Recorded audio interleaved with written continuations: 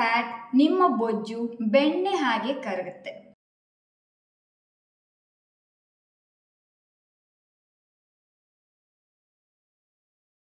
Hey guys, welcome back to my channel Nikhita Priya super tips. ಎಲ್ಲರೂ ಹೇಗಿದ್ದೀರಾ?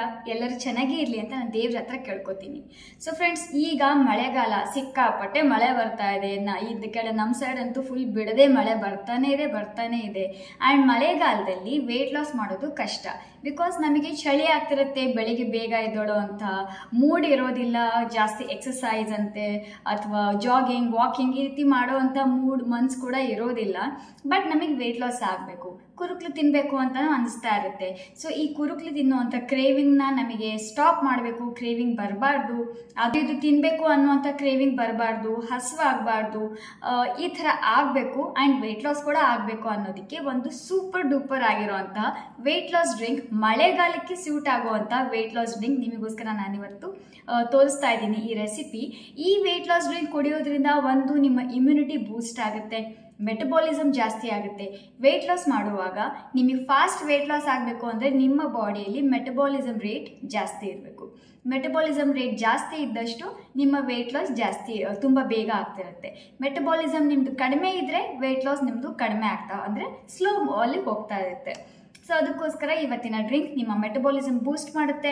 ಈ ಮಳೆಗಾಲದಲ್ಲಿ ಡಲ್ ಆಗಿರುವಂತಹ ನಿಮ್ಮ ಮೂಡ್ನ ಆಕ್ಟಿವ್ ಮಾಡುತ್ತೆ, ನಿಮಗೆ ಎನರ್ಜಿ ಕೂಡ ಕೊಡುತ್ತೆ, ಇಮ್ಯುನಿಟಿ ಬೂಸ್ಟ್ ಮಾಡುತ್ತೆ, ನಿಮಗೆ ಹೆಲ್ತ್ಗೂ ಕೂಡ ತುಂಬ ಬೆನಿಫಿಟ್ ಆಗುತ್ತೆ. ಜೊತೆಗೆ ನಿಮ್ಮ ವೇಟ್ ಇದೆಯಲ್ಲ, ನಾವು ಬೆಣ್ಣೆನ ತವ ಮೇಲೆ ಹಾಕಿ ಯಾವ ರೀತಿ ಕರಗುತ್ತೆ ಆ ರೀತಿ ನಿಮ್ಮ ಫ್ಯಾಟ್, ನಿಮ್ಮ ಬೊಜ್ಜು ಅದಿರುತ್ತಲ್ಲ ಅದು ಕರಗ್ತಾ ಹೋಗುತ್ತೆ. ಆ್ಯಂಡ್ ನೀವು ಆರಾಮಾಗಿ ಮಳೆಗಾಲದಲ್ಲಿ ತುಂಬ ಹೆವಿ ಎಕ್ಸಸೈಸ್ ಮಾಡ್ದೇನು ನೀವು ವೆಯ್ಟ್ ಲಾಸ್ ಕೂಡ ಮಾಡ್ಕೋಬೋದು. ಬಟ್ ಅಫ್ಕೋರ್ಸ್ ವಾಕಿಂಗ್ ಮಾಡಲೇಬೇಕು.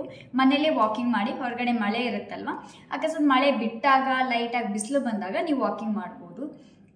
ಆ್ಯಂಡ್ ಇದನ್ನು ಯಾವಾಗ ಕುಡಿಬೇಕು ಅಂತಲೂ ಹೇಳ್ತೀನಿ, ಕುಡಿಯೋ ರೀತಿಯೂ ಇದೆ. ಸೊ ಬನ್ನಿ ನನ್ನ ಕಿಚನ್ಗೆ, ಆ್ಯಕ್ಚುಲಿ ನಾನು ಕಿಚನ್ನಲ್ಲೇ ಇದ್ದೀನಿ, ಬನ್ನಿ ಈಗ ಅದನ್ನು ತೋರಿಸ್ತೀನಿ ಯಾವ ರೀತಿ ಮಾಡೋದು ಅಂತ. ಆ್ಯಂಡ್ ಇನ್ನೊಂದು, ಇದಕ್ಕೆ ₹1 ಕೂಡ ಖರ್ಚಾಗೋದಿಲ್ಲ, ಅಂದರೆ ₹0 ಅಂತ ಹೇಳ್ತೀನಿ. ಯಾಕಂದರೆ ಎಲ್ಲ ಇಂಗ್ರೀಡಿಯೆಂಟ್ ನಮ್ಮ ಅಡುಗೆ ಮನೆಯಲ್ಲೇ ನಾವು ಅಡುಗೆ ಬಳಸ್ತೀವಲ್ಲ, ಸೊ ಅದನ್ನೇ ನಾವು ಯೂಸ್ ಮಾಡ್ಕೊಳ್ಳೋದು ಅಷ್ಟೇ. ಅದಕ್ಕೋಸ್ಕರ ಇದಕ್ಕೆ ₹0 ಅಂತ ಹೇಳಿದ್ದು. ಸೊ ಬನ್ನಿ ನೋಡೋಣ ಯಾವ ರೀತಿ ಮಾಡೋದು ಅಂತ. ಸೊ ಮೊದಲಿಗೆ ನಾನೊಂದು ಪಾತ್ರೆ ಅಥವಾ ಸಾಸ್ ಪ್ಯಾನ್ನ ನಾನು ಗ್ಯಾಸ್ ಮೇಲೆ ಇಟ್ಕೊಂಡಿದ್ದೀನಿ. ಇದನ್ನು ಆನ್ ಕೂಡ ಮಾಡ್ತಾ ಇದ್ದೀನಿ. ಆ್ಯಂಡ್ ಇದಕ್ಕೆ ನಾನು 2 ಗ್ಲಾಸಷ್ಟು ನೀರನ್ನು ಇದಕ್ಕೆ ಹಾಕೋತಾ ಇದ್ದೀನಿ. ಈ ನೀರು ಹಾಕೊಂಡಿದ್ದಾದಮೇಲೆ ಒಂದೊಂದೇ ನಮ್ಮ ಇಂಗ್ರೀಡಿಯೆಂಟ್ಸ್ನ ಹಾಕೋದಕ್ಕೆ ಸ್ಟಾರ್ಟ್ ಮಾಡೋಣ.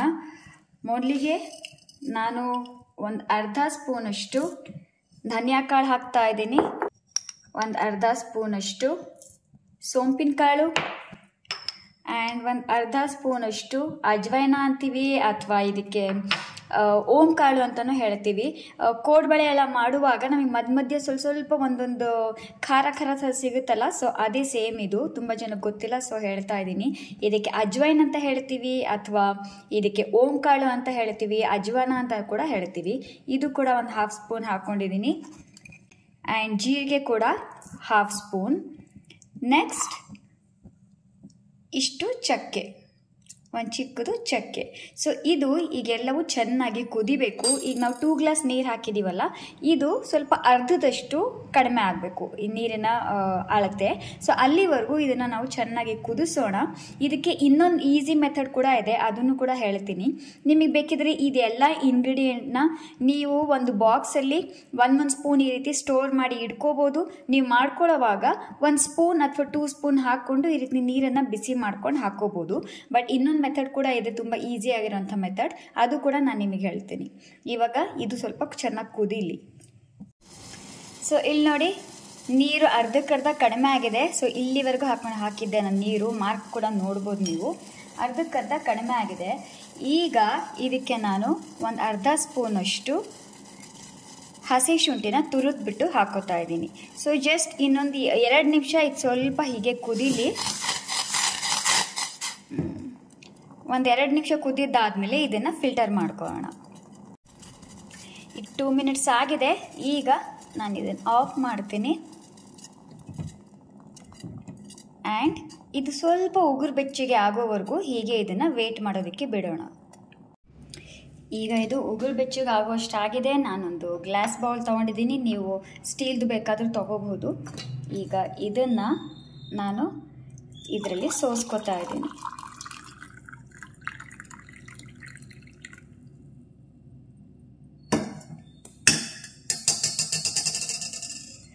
ಸೊ ನಮ್ಮ ಮಾನ್ಸೂನ್ ಅಂದರೆ ಮಳೆಗಾಲದಲ್ಲಿ ಕುಡಿಯುವಂತಹ ವೆಯ್ಟ್ ಲಾಸ್ ಡ್ರಿಂಕ್ ರೆಡಿ ಆಗಿದೆ.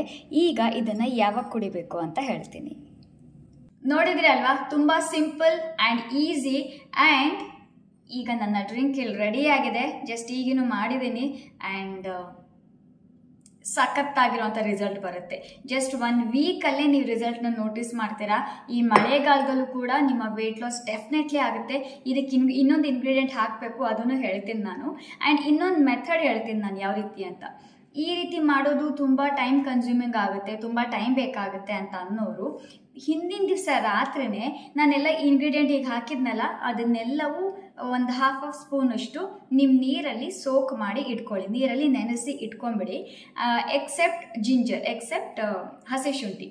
ನೆಕ್ಸ್ಟ್ ದಿವಸ ಬೆಳಗ್ಗೆ ಎದ್ದಾಗ ಇದೇ ನೀರನ್ನು ಸೋಸ್ಕೊಳ್ಳಿ, ಫಿಲ್ಟರ್ ಮಾಡ್ಕೊಳ್ಳಿ, ಸ್ವಲ್ಪ ಉಗುರು ಬೆಚ್ಚ ಮಾಡ್ಕೊಳ್ಳಿ. ಅದಕ್ಕೆ ಜಿಂಜರ್ ಜ್ಯೂಸ್ನ ಹಾಕ್ಕೊಳ್ಳಿ. ಶುಂಠಿ ಜ್ಯೂಸ್ ಒಂದು ರೆಡಿ ಮಾಡ್ಕೋಬೇಕಾಗುತ್ತೆ ನೀವು. ಶುಂಠಿ ಜ್ಯೂಸ್ನ ಹಾಕ್ಕೊಳ್ಳಿ. ಉಗುರು ಬೆಚ್ಚಗಷ್ಟೇ ಆಗಬೇಕು ಅಷ್ಟೇ, ತುಂಬ ಬಿಸಿ ಬಿಸಿಯಾಗಿ ನಾಲ್ಗೆ ಸುಡೋಷ್ಟು ಕುಡಿಯೋಕ್ಕೆ ಹೋಗಬೇಡಿ. ಅಂದರೆ ನಿಮಗೆ ಬಿಸಿ ತಡ್ಕೋಬೇಕು. ಸೊ ಆ ಲೆವೆಲ್ಗೆ ಬಿಸಿ ಮಾಡ್ಕೊಳ್ಳಿ ಆ್ಯಂಡ್ ಚೆನ್ನಾಗಿ ನೀವು ಕುಡಿಬಹುದು. ಅದಕ್ಕೆ ಇನ್ನೊಂದು ಇಂಗ್ರೀಡಿಯೆಂಟ್ ಲೆಮನ್ ಅಂದರೆ ನಿಂಬೆಹಣ್ಣು. ನಾನು ಅರ್ಧ ನಿಂಬೆಹಣ್ಣಿನ ಜ್ಯೂಸ್ನ ಹಾಕ್ತಾ ಇದ್ದೀನಿ. ಸ್ಪೂನ್ ಲೆಕ್ಕ ಹೇಳಬೇಕು ಅಂದರೆ 1 ಸ್ಪೂನ್ ಹಾಕ್ಕೊಳ್ಳಿ. ಓಕೆ, ಇದು ಹಾಕ್ಕೊಂಡ್ಮೇಲೆ ಸ್ಪೂನ್ ಇಲ್ಲ, ಸೊ ನೈಫಲ್ಲೇ ಇದನ್ನು ನಾನು ಸ್ಟಿರ್ ಮಾಡ್ತಾ ಇದ್ದೀನಿ. ಆ್ಯಂಡ್ ಆ್ಯಕ್ಚುಲಿ ಸ್ಪೂನ್ ಒಳಗಡೆ ಇದೆ. ಆ್ಯಂಡ್ ಇದನ್ನು ಆರಾಮಾಗಿ ನಾವು ಕುಡಿಬೋದು. ಆ್ಯಂಡ್ ತುಂಬ ಸಖತ್ತಾಗಿರುತ್ತೆ. ಇದಕ್ಕೆ ಯಾವ ಸ್ವೀಟ್ನರ್ ಹಾಕೊಳ್ಳೋ ಅವಶ್ಯಕತೆ ಇಲ್ಲ. ಓಕೆ, ಹಾಕೊಳ್ಳೋಕೆ ಹೋಗಬೇಡಿ. ಜೇನುತುಪ್ಪ ಬೇಡ, ಶುಗರ್ ಬೇಡ. ಶುಗರ್ ಅಂತೂ ಬೇಡ ಕಟ್ ಮಾಡಿ ಅಂತಲೇ ಹೇಳ್ತೀನಿ ಶುಗರ್ನ ನಿಮ್ಮ ಡಯಟ್ನಲ್ಲಿ ನಾನು. ಆ್ಯಂಡ್ ಬೆಲ್ಲ ಕೂಡ ಬೇಡ, ಯಾವ ಸ್ವೀಟ್ನರ್ ಕೂಡ ಬೇಡವೇ ಬೇಡ. ಆ್ಯಂಡ್ ಈಗ ನೀವು ಎಂಜಾಯ್ ಮಾಡ್ಬೋದು. ಸಖತ್ತಾಗಿದೆ. ನಿಮ್ಮ ಗಂಟ್ಲಿಗೂ ಕೂಡ ತುಂಬ ಚೆನ್ನಾಗಿರುತ್ತೆ ಈ ಚಳಿಗಾಲದಲ್ಲಿ. ಆ್ಯಂಡ್ ಆ್ಯಕ್ಚುಲಿ ಚಳಿ ಇದೆ ಆ್ಯಂಡ್ ಈ ಮಳೆಗಾಲದಲ್ಲಿ ನಮಗೆ ಶೀತ, ನೆಗಡೆ, ಕೆಮ್ಮು, ತಲೆನೋವು ಇದೆಲ್ಲ ಬರೋದು ನಾರ್ಮಲ್. ಸೊ ಇದನ್ನು ಕುಡೀರಿ, ನಿಮಗಿದು ಯಾವುದು ಇರೋದಿಲ್ಲ. ಆ್ಯಂಡ್ ಇದನ್ನು ಯಾವಾಗ ಕುಡಿಬೇಕು ಅಂದರೆ ಒಂದ್ಸಲ ಇದನ್ನು ಮಾಡ್ಕೊಂಡು ಇಟ್ಕೊಳ್ಳಿ. ಆಮೇಲೆ ಬೆಳಗ್ಗೆ ಇದು ಖಾಲಿ ಹೊಟ್ಟೆಗೆ ಕುಡೀರಿ. ಎದ್ದ ಮೇಲೆ ಖಾಲಿ ಹೊಟ್ಟೆಗೆ ಇಷ್ಟು ಗ್ಲಾಸ್ ಕುಡೀರಿ. ಆಮೇಲೆ ನಿಮ್ಮ ಬ್ರೇಕ್ಫಾಸ್ಟ್ ಆಗುತ್ತಲ್ಲ, ಬೆಳಗ್ಗೆ ಟಿಫನ್ ತಿಂತೀರ, ನೀವೇನೇ ತಿನ್ನಿ, ಡಯಟ್ ಮಾಡುವಾಗ ಡಯಟ್ ನೀವು ಫುಡ್ ತಿಂದ್ರೂ, ನೀವು ಅಕಸ್ಮಾತ್ ಟ್ಯಾಬ್ಲೆಟ್ಸ್ ತೊಗೊಳ್ಳೋರಾಗಿದ್ದರೆ ಅದಾದಮೇಲೆ ಟಿಫನ್ ಆದಮೇಲೆ ನೀವೇನೇ ತಿಂದಿದ್ದಾದಮೇಲೆ ಇಷ್ಟಿಷ್ಟೇ ತಗೊಳ್ಳಿ. ಫಸ್ಟ್ ಮಾರ್ನಿಂಗ್ ಡ್ರಿಂಕ್ ಇದಾಗಿರಬೇಕು. ನೆಕ್ಸ್ಟ್ ಇಷ್ಟಿಷ್ಟೇ ತಗೊಳ್ಳಿ. ಓಕೆ, ಜಾಸ್ತಿ ತಗೋಬೇಡಿ. ಒಂದಿಷ್ಟಿಷ್ಟೇ ಇದನ್ನು ಕುಡೀರಿ. ಬ್ರೇಕ್ಫಾಸ್ಟ್ ಆದಮೇಲೆ ಒಂದಿಷ್ಟೇ ಕುಡೀರಿ, ಸ್ವಲ್ಪ ಬಿಸಿ ಮಾಡ್ಕೊಂಡು ಕುಡೀರಿ. ಆಮೇಲೆ ಮತ್ತೆ ನೀವು ಮಧ್ಯದಲ್ಲಿ ಅಕಸ್ಮಾತ್ ಮಿಡ್ ಮಾರ್ನಿಂಗ್ ಸ್ನ್ಯಾಕ್, ಡಯಟ್ ಮಾಡೋರು ಮಿಡ್ ಮಾರ್ನಿಂಗ್ ಸ್ನ್ಯಾಕ್ ಅಂತ ತಗೋತೀವಲ್ಲ, ಅಂದರೆ ಆ್ಯಪಲ್, ಫ್ರೂಟ್ ಈ ಥರ ತಿಂದ ಮೇಲೆ ಇದನ್ನು ಒಂದಿಷ್ಟು ತಗೊಳ್ಳಿ. ಆಮೇಲೆ ಮಧ್ಯಾಹ್ನ ಊಟ ಆದಮೇಲೆ ಇದನ್ನು ಬಿಸಿ ಮಾಡಿಕೊಂಡು ಒಂದಿಷ್ಟು ತಗೊಳ್ಳಿ. ಆ್ಯಂಡ್ ಈವ್ನಿಂಗ್ ಅಕಸ್ಮಾತ್ ನೀವು ಸ್ನ್ಯಾಕ್ ತಿಂತೀರ ಅಲ್ವಾ, ಸ್ನ್ಯಾಕ್ಸ್ ತಿಂದಿದ್ದಾದಮೇಲೆ ಒಂದಿಷ್ಟು ಕುಡೀರಿ.